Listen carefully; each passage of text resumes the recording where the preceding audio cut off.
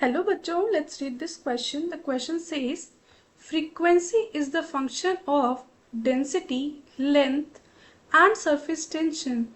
Frequency is equals to key concept,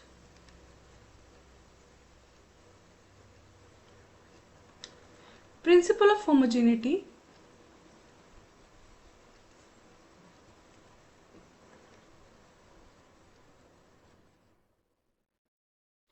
principle of homogeneity क्या कहता है? Principle of homogeneity states that कि अगर कोई भी दो फिजिकल क्वांटिटीज या तो ऐड, सब्ट्रैक्ट या इक्वेट किए जाते हैं तो उनकी जो डायमेंशन होगी वो सेम होती है। तो जैसे क्वेश्चन में बोला है कि जो फ्रीक्वेंसी है उसको ऐसा डेंसिटी, लेंथ और सरफेस टेंशन के फंक्शन में लिखना है हमें। तो फ्रीक्वेंसी को हम लिखते हैं F directly proportional to density की पावर एक्स, लेंथ की पावर y और सरफेस टेंशन की पावर z। तो जो हमारी फ्रीक्वेंसी की डायमेंशन होती है वो होती है t-1 इक्वल्स टू रो। जो हमारा डेंसिटी है उसकी जो डायमेंशन होती है वो होती है m l-3। a है लेंथ, लेंथ की होगी l, और जो ये हमारा सरफेस टेंशन उसकी होती है m t-2।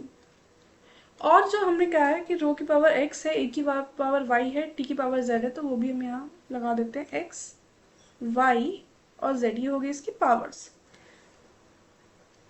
तो अब हम पावर के अकॉर्डिंग जो हमारा सेम बेस है तो पावर हम ऐड कर देंगे। तो उस अकॉर्डिंग हमारा आएगा m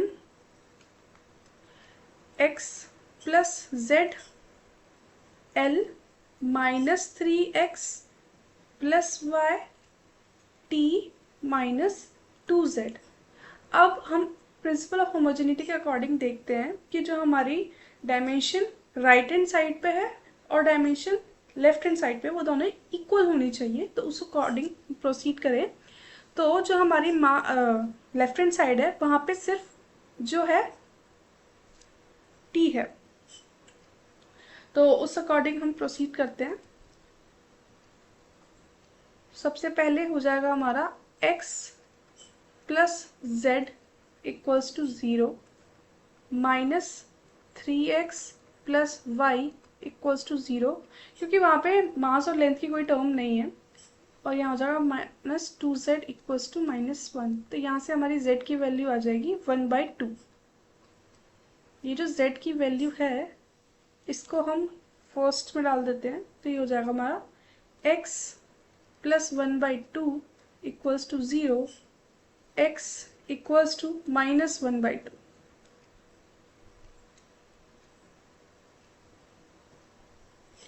अब इसको हम इस वाली इक्वेशन में x की वैल्यू पुट करते हैं।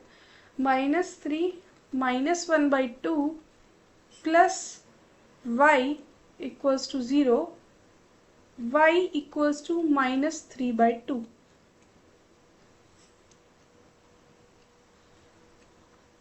ये हो गया y इक्वल्स टू -3/2।